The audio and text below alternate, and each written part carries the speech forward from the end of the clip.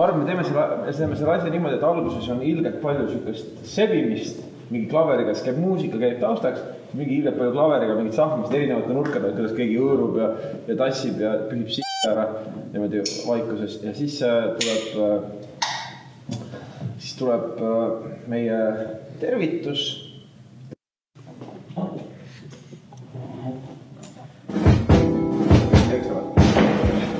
Restoran Valge avatud nagu nüüd!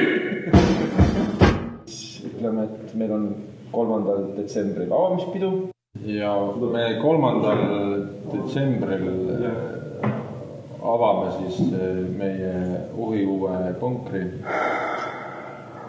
Üles astuvad Tõnis Mägi, Riho Šipp, pakume torti, saia, jooki, inimesi lihtsalt lõputsema meiega, koos pidutsema meiega, tähistama meie töövõitma. Ja siis lõpetuseks näitan, kuidas too kõlab.